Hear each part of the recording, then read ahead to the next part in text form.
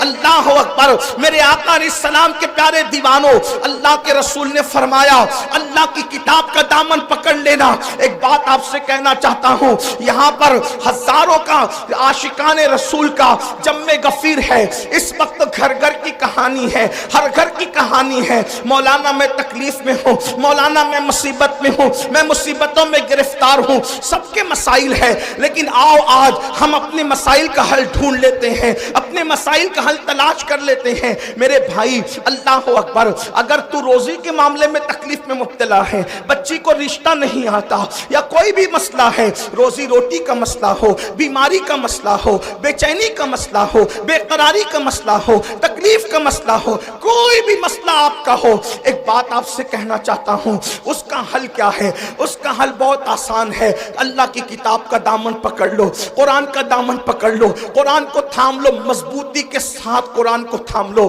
آپ جانتے ہیں میرے آقا، ہم سب کے آقا، غیب دا نبی مصطفیٰ جان رحمت صلی اللہ علیہ وآلہ وسلم نے کیا فرمایا؟ آقا فرماتے ہیں جب کسی کا انتقال ہو، جب کسی کا انتقال ہو اور وہ سکرات کی کیفیت میں ہو، جب وہ مرنے والا ہو، موت کے قریب وہ ہو، اس وقت کیا کرو؟ اللہ اکبر، اس وقت اس کے پاس بیٹھ کر سورہ یاسین کی تلاوت کرو۔ توجہ کرنا، میں نے پہلے ہی کہا میں کوئی لمبی گفتگو آج نہیں کروں گا، وقت بہت زیادہ ہوا اور جو ہے وہ سردی کا موسم ہے، لیکن دو باتیں، دو عنوان ہیں، دونوں کے بارے میں ایک ایک بات پیش کر کے بات مکمل کروں گا، ہو سکا انشاءاللہ اس کے بعد پھر آنا ہوا تو آپ کے سامنے بات اور اللہ پاک کو کرنے کی توفیق دے تو بات ہوگی، لیکن آج دل کے کانوں سے اس کو سن لیں۔ مائیں اور بہنیں موجود ہیں، ان کی بھی توجہ چاہتا ہوں۔ اللہ اکبر، میرے آقا صلی اللہ علیہ وآلہ وسلم کے دیوانوں، آقا کیا فرما رہے ہیں؟ جب کوئی مرنے والا مر رہا ہو، جب کسی کی روح نکل رہی ہو،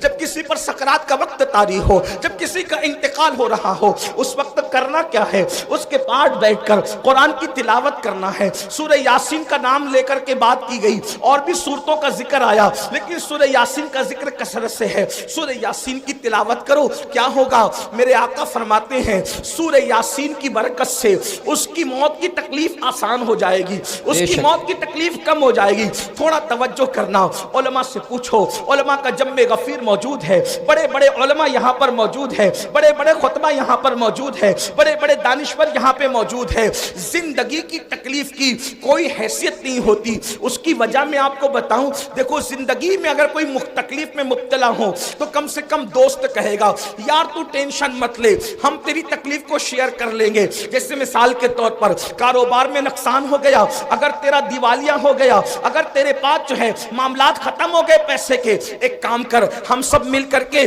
تیرا ساتھ دیتے ہیں، کچھ پیسے ہم لگا دیتے ہیں، دوست بھی سپورٹ کرتے ہیں، بھائی بھی سپورٹ کرتے ہیں، امی بھی سپورٹ کرتی ہے، بابا بھی سپورٹ کرتے ہیں۔ یعنی دنیا کی کوئی تکلیف ایسی نہیں جس میں سپورٹر نہ مل جائے، جس میں پارٹنر نہ مل جائے، جس میں مددگار نہ مل جائے۔ اللہ اکبر، اگر کوئی تکلیف آتی ہے نا تو دوست کہتے ہیں یار تو پریشان نہ ہو، جہاں تیرا پسینہ گرے گا وہاں ہم اپنا خون گرا دیں گے۔ ماں اپنا پلو جو ہے اپنے بیٹے کے پسینے سے پوچھتی ہوئی نظر آتی ہے، میرے لال پوری زندگی کی پونجی تج دوں گی لیکن تیرے پیشانی پر مایوسی کی سلوٹیں نہیں دیکھ سکتی۔ اللہ اکبر، دنیا کی مصیبت وہ ہے جس میں آپ کو پارٹنر ملیں گے، مددگار ملیں گے، اور دنیا کی مصیبت کو کوئی نہ کوئی حل ہے، اس کا کوئی نہ کوئی حل ہے، لیکن اللہ اکبر، موت کی تکلیف کیا ہے؟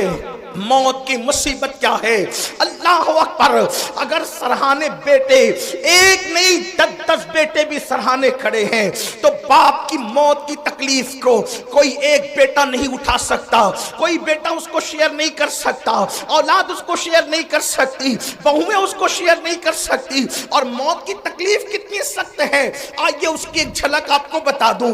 اپنے مسائل کا حل یاد رکھنا صرف تعویذات کے اندر نہیں ہے، تعویذات میں ڈوبنے والی میری سنی قوم سن لو، ہر مشکل کا علاج تعویذ نہیں ہے۔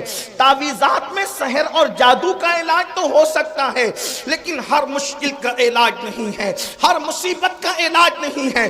تعویذات پر تکیہ کر کے بیٹھنے والی میری قوم، تیرے لیے تو اللہ کے رسول نے نسخہ کیمیا عطا کیا ہے۔ سن لو موت کی تکلیف کیا ہے۔ اللہ اکبر، صحابی رسول حضرت سیدنا عمرو ابن عاص رضی اللہ اللہ تعالیٰ عنہ ارشاد فرماتے ہیں، جس کو فقیہ ابو اللیث سمرقندی لکھتے ہیں، کیا لکھتے ہیں؟ اللہ اکبر، جب کوئی انسان دنیا سے جا رہا ہو، جب کسی کی روح نکل رہی ہو، جب کسی کو موت آ رہی ہو، اللہ اکبر، یہاں نیک اور بد کی تمیز نہیں ہے، یہ نیک اور گنہگار کی ابھی یہاں پر تفریق نہیں ہے، یا مطلقاً سب کے لیے بیان کیا جا رہا ہے۔ جب کوئی دنیا سے جاتا ہے، چاہے نیک ہو یا گنہگار، اس کے سینے پر ایسا بوجھ لگتا ہے، ایسا لگتا ہے کہ جیسے زمین اور آسمان کو اس کے سینے پہ رکھ دیا گیا ہو۔ اگر کسی کے سینے پر زمین اور آسمان رکھ دیا جائے تو اس وقت اس کو کتنی تکلیف ہوگی، اس وقت اس مرنے والے کو تکلیف ہوتی ہے۔ اپنے کانوں میں ایئر فون لگا کر گانے سننے والے جوانوں کی توجہ چاہتا ہوں، شراب کی نشستوں کو آگ آباد کرنے والوں کی توجہ چاہتا ہوں، رات رات بھر انٹرنیٹ پر بیٹھ کر زنا کے مناظر دیکھنے والوں کی توجہ چاہتا ہوں۔ میرے بھائیوں غور تو کرو، ایک منزل وہ آپ پر بھی آنی ہے، وہ مجھ پر بھی آنی ہے۔ وہ منزل کون سی ہے؟ وہ موت کی منزل ہے، وہ گھاٹی موت کی گھاٹی ہے، مرنا سب کو ہے۔ اللہ اللہ، صحابی رسول حضرت عمرو ابن عاص رضی اللہ تعالیٰ عنہ کہتے ہیں، زمین اور آسمان اگر کسی کے سینے پہ سمیٹ کر رکھ دیا جائے تو اس وقت جو اس کی تکلیف ہوگی وہ تکلیف مرنے والے کو ہوتی ہے۔ ذرا تصور کرو، اگر گھر کا پنکھا سینے پہ گر جائے ہم برداشت نہیں کر سکتے، اللہ اکبر، سینے پہ پتھر لگ جائے ہم برداشت نہیں کر سکتے، ڈرائیونگ کرتے وقت اگر کار کی اسٹیئرنگ سینے پر آ جائے ہم برداشت نہیں کر سکتے۔ اللہ اکبر، وہ کیفیت آپ پر بھی آنے والی ہے، وہ کیفیت مجھ پر بھی آنے والی ہے۔ اندھیرا گھر، اکیلی جان، دم گھٹتا، دل اکتاتا، خدا کو یاد کر پیارے، وہ ساتھ آنے والی ہے۔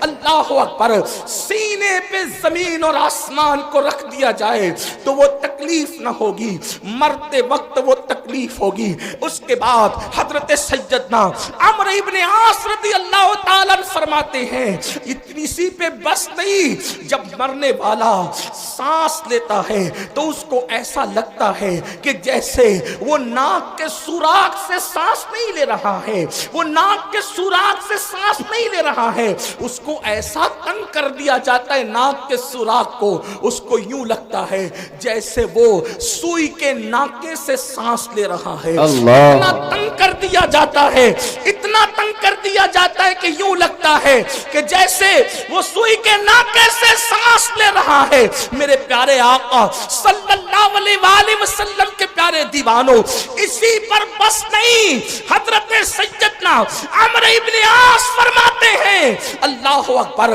اگر کسی کے پیٹ میں ببل کا درخت اگا دیا جائے اور پھر اس کی ڈنٹھل اس کے نیچے کے مقام سے کوئی کھینچے اس طرح سے کہ اس کی رگ رگ میں ببل کا کانٹا چبا ہوا ہو اور کھینچنے والا زور سے کھینچے تو اس وقت اس کے پیٹ کی کیفیت کیا ہوگی، اس وقت اس کی رگوں کی کیفیت کیا ہوگی، اس وقت اس کی شریانوں کی کیفیت کیا ہوگی۔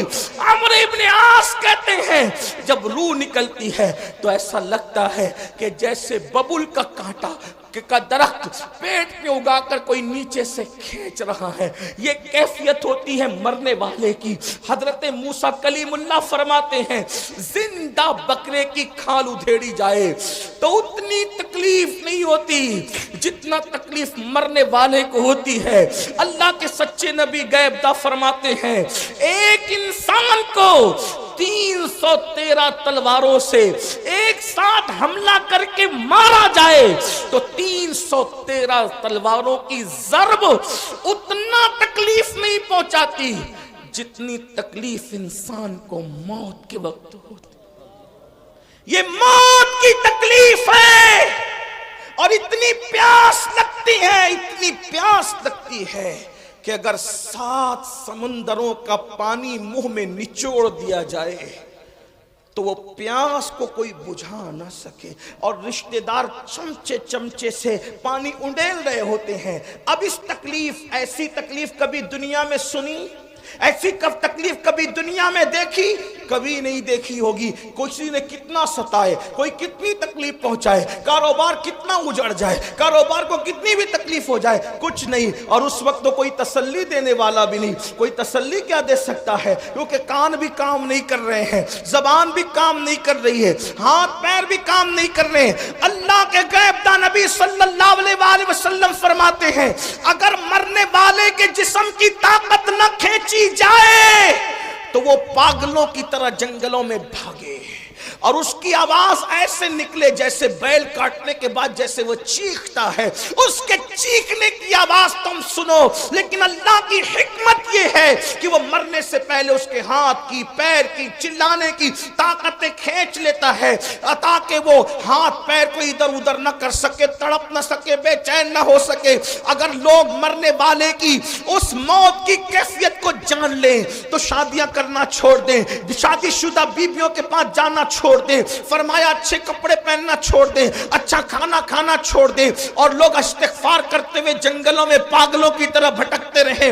मरने वाले को मौत के वक्त जो तकलीफ होती है वो तकलीफ जानवरों को पता चल जाए तो तुमको गोश्त खाने ना मिले, जानवरों की चमड़ी से उनकी हड्डी से उनकी चमड़ी लग जाए, जानवर जो है वो गोश्त खत्म कर दे, ये कैफियत है मरते वक्त की। लेकिन अब सुनना मुसलमानों, मेरे उसी नबी ने जिसने ये तकलीफें बयान की, फरमाते सूरह यासीन पढ़ो, अगर तुम कुरान की तिलावत मरने वाले के पास करोगे तो कुरान की तिलावत की बरकत से उसकी ये सब तकलीफें खत्म हो जाएगी, तकलीफों में आसानी हो जाएगी। अब मैं पूछना चाहता हूं, जिस कुरान की बरकत से, जिस कुरान की बरकत से मौत की तकलीफ आसान हो सकती है, उस कुरान की बरकत से जिंदगियों की तकलीफ क्यों आसान नहीं हो सकती? अंदाजा फरमाए। और फिर अल्लाह अकबर, अल्लाह अकबर, वहां कुरान की तिलावत वो खुद नहीं कर रहा है मरने वाला, तवज्जो करें, कुरान की तिलावत वो खुद नहीं कर रहा है, दूसरा करे उसके पास बैठकर, तो उसको यूं बरकतें नसीब हो जाए। जब दूसरे की तिलावत की बरकतों का ये आलम है, अगर इंसान कुरान की खुद तिलावत करे तो बरकतों का आलम क्या हो। कुरान का दामन पकड़ो और कुरान पर अमल करो, कुरान मुकद्दस की सिर्फ तिलावत न करो बल्कि कुरान पर अमल करो। आप ये जो सुनते हैं ना, कुरान को थामने वाली कौम, ए बोरिया नशीन कौम, वो कौम जो अरब की बोरिया नशीन थी, वो कौम जो नमक और काफुर में फर्क नहीं कर पाती थी, वो कौम, अल्लाह अकबर, जिस कौम ने गुर्बत में जिंदगी गुजारी, जब उनके पास कुरान आया और उन्होंने कुरान का दामन पकड़ा, तो कुरान का दामन पकड़कर वो लोग जो अरब के बोरिया नशीन थे, कैसर और किसरा के ताजदार बन गए। कैसर और किसरा के ताजदार किसने बनाया? कुरान को थामने ने। आज मैं अपनी कौम को पहला पैगाम ये देना चाहता हूँ, कुरान थाम लो, कुरान पकड़ लो। सिर्फ तीजे 10वें 20वें पे कुरान पढ़ने की किताब नहीं, बल्कि कुरान रोज पढ़े और कंजुल ईमान तर्जुमे के साथ पढ़ें। कुरान को तर्जुमे कंजुल ईमान के साथ, उर्दू जबान में जो सही तर्जुमे हुए हैं उसमें सही तरीन तर्जुमों में सफ़े अव्वल पे जो तर्जुमा है उसको कंजुल ईमान कहते हैं। कंजुल ईमान को अपनी जिंदगी में शामिल करो, कम से कम एक सफ़ा पढ़ो, और सिर्फ इसलिए नहीं, तिलावत की नियत से नहीं, ये बात याद रखना, सिर्फ उसको पढ़कर समझो और समझ करके साथ में सदुल फाजिल, फखरुल अमासिल, अल्लामा सैयद नईमुद्दीन मुरादाबादी की जो मुख्तसर तफसीर है खजाइनुल इरफान शरीफ, आपके मुरादाबाद के वो अजीम हस्ती बल्कि आराम भी फरमा रहे हैं, अल्लाह अकबर, वो तफसीर भी पढ़ो, बहुत शॉर्ट में बहुत खूबसूरत और जामे तफसीर है, और फिर उसको अपनी जिंदगी में दाखिल करने की कोशिश करो। आपसे पूछता हूँ, जो कुरान की आयत लिख के सीने पे लटका ले, जब उसके मसाइल हल होते हैं, तो जो कुरान को अपनी जिंदगी में दाखिल कर ले, जो कुरान को अपनी जिंदगी में शामिल कर लें, आप जानते हैं कुरान अगर पढ़ोगे तो कुरान पढ़ने की बरकत से लोगों का खौफ दिल से निकलेगा। कुरान की तिलावत करोगे, जबान पर सच्चाई जारी होगी। कुरान की तिलावत करोगे, आपकी शख्सियत बारोब बनेगी। कुरान की तिलावत करोगे, आपकी शख्सियत बाअसर बनेगी। कुरान की तिलावत करोगे, आपकी जिल्लतें इज्जतों में तब्दील हो जाएगी। कुरान की तिलावत करोगे, नाकामियां कामयाबियों में तब्दील हो जाएगी। कुरान की तिलावत करोगे, दुश्मनों को अल्लाह तुम्हारे कदमों में झुकाएगा। दुश्मन कितना भी बुलंद होगा वो नीचे होगा और तुम ऊपर नजर आओगे। कुरान पकड़ कर तो देखो, कुरान थाम कर तो देखो, कुरान को ताक की जीनत बनाने वाले, कुरान को अपने सीने की जीनत बना के देख, कुरान को ताकों में रखने वाले और जुस्तान में लपेट कर बंद करने वाले, उसको अपने दिल में बंद करके देख, कुरान मुकद्दस को सच्चे दिल से थाम के देखो, इंशाअल्लाह जब वो दुश्मन मगलूब होगा आपको गलबा नसीब होगा। वक्त की हुकूमतें तुम्हारे कदमों में गिरती नजर आएगी। एक बार कुरान पकड़ कर देखो, कुरान थाम के देखो, सबकी किताबें पढ़ने वालों रब की किताब पढ़ के देखो, सबकी किताबों पे दिल देने वालों रब की किताब को दिल देखे देखो। मेरे आका फरमाते हैं जमीन पे खड़े रहने वाले को आसमान के तारे चमकते नजर आते हैं, मगर आसमान वालों को वो घर सितारों की तरह चमकते दिखते हैं जिस घर में कुरान की तिलावत होती है। जिस घर में तिलावत ना हो वो घर वीरान कब्रिस्तान की तरह है। कुरान को पकड़ो, इसलिए कि कुरान अदना को आला कर देता है, कुरान बुलंद कर देता है, कुरान इज्जत देता है, कुरान उरूज देता है, कुरान कामयाबी देता है, कुरान कामरानी देता है। अल्लाह अकबर, कुरान अल्लाह की किताब है, कुरान कलामुल्लाह है। अल्लाह अकबर, ये अल्लाह की नाजिल करदा किताब है। जिसने कुरान पढ़ा उसकी जिंदगी संवर गई। और मेरे आका ने 23 साल की कलील मुद्दत में जो इनकलाब बपा किया था वो कुरान का इनकलाब था, कुरान की तिलावत का इनकलाब था, तालीम कुरान का इनकलाब था। एक रिवायत दिल के कानों से सुन ले। एक शख्स है जिनका नाम हजरत तुफैल है, हजरत तुफैल इब्न अम्र दूसी है। अल्लाह अकबर, वो मक्कतुल मुकर्रमा आए। तवज्जो करना मेरे नौजवानों, जो बूढ़े हैं उन्होंने तो दुनिया देख ली है। ए जवानों, अब दुनिया के चैलेंजेस का मुकाबला हमें करना है, हमें कुरान थामना है, कुरान लेकर आगे बढ़ना है। कुरान की तरफ आओ। अल्लाह के नबी ने कुरान की तरफ बुलाया, ना अरब की तरफ बुलाया, ना अजम की तरफ बुलाया, ना सियाही की तरफ बुलाया, ना सफेदी की तरफ बुलाया। मेरे आका ने ना खित्ते की तरफ बुलाया, ना कबीले की तरफ बुलाया, हुजूर ने कुरान की तरफ बुलाया। आओ कुरान की तरफ पलटे, आओ कुरान की तरफ रुजू करें, आओ कुरान की तरफ तवज्जो करें। अल्लाह अल्लाह, दुश्मन दोस्त कैसे होते हैं, बेगाना अपना कैसे होता है। अल्लाह अल्लाह। तो फैल इब्न अमर कहते हैं कि मैं मक्का तजारत के लिए आया था, मक्के में हंगामा था, मक्के में तूफान था। क्या तूफान था? जो भी ताजिर मक्के में आता उसको आते ही मक्के वाले घेर लेते। मक्के के वो दुश्मन, वो गुंडे जो रसूलुल्लाह के खिलाफ थे, वो घेर लेते। उनमें ऊंचा और बड़ा नाम जो है, अल्लाह अकबर, उस बदमाशी में अबू जहल का है। ये बड़ा ज्यादा बदतमीज था, इसको इस उम्मत का फिरौन कहा गया। तो फैल कहते हैं अबू जहल मेरे पास आया और आने के बाद कहने लगा, तो फैल मोहम्मद को तो जानते हो ना? उसने कहा नहीं, मैंने नहीं देखा लेकिन नाम सुना है। कहा आजकल बड़ी बड़ी बातें करते हैं, कहते हैं कि उन पे कुरान नाजिल होता है, वो अल्लाह के नबी हैं, अल्लाह के पैगंबर हैं। तो फैल उनके करीब ना जाना, जो उनके करीब जाता है माज़ अल्लाह वो जादूगर हैं, उनके जादू का शिकार हो जाता है। तूने भी करीब ना जाना वरना तू जादू का शिकार हो जाएगा, तू अपने मजहब से बदजन हो जाएगा, तू अपने मजहब से दूर हो जाएगा। तो फैल कहते हैं अबू जहल ने इतना खतरनाक प्रोपगंडा किया। याद रखना, बुज़दिल दुश्मन हमेशा प्रोपगंडे से काम लेता है, लेकिन अहले हक को प्रोपगंडे से कभी घबराना नहीं चाहिए, बल्कि जो हक वाले हैं उनको प्रोपगंडे की तरफ तवज्जो करने की जरूरत नहीं। हमेशा बुज़दिल दुश्मन प्रोपगंडे का सहारा लेता है।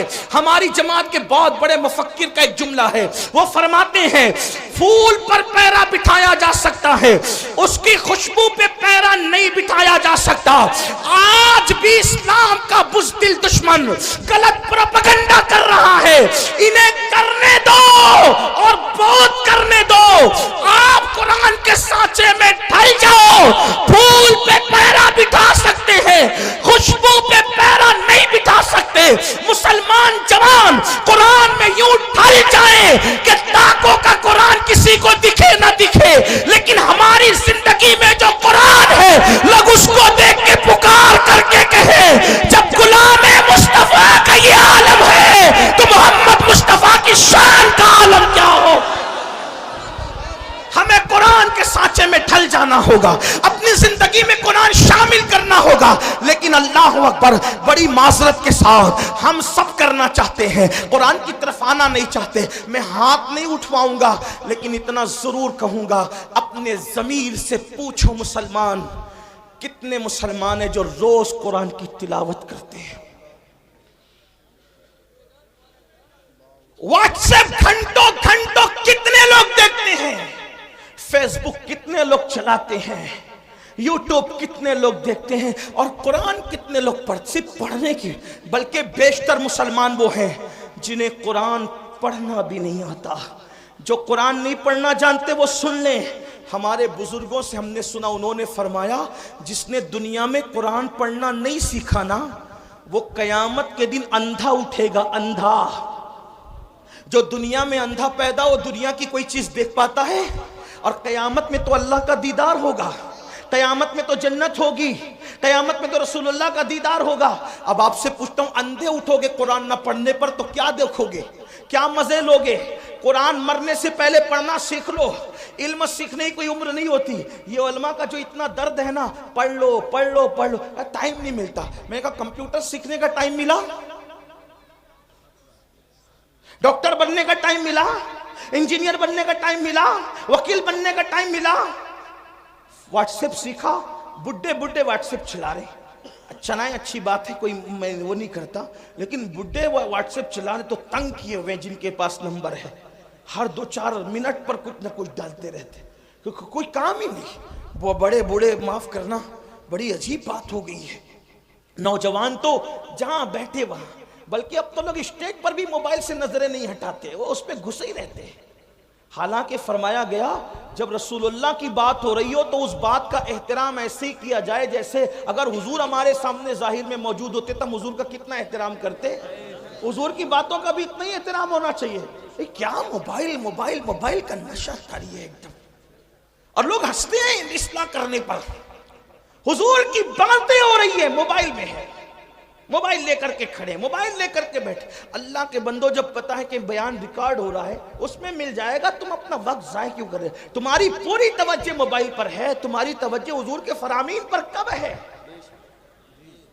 महरूम न बनो, आदाब सीखो, जिंदगी गुजारने का तरीका सीखो।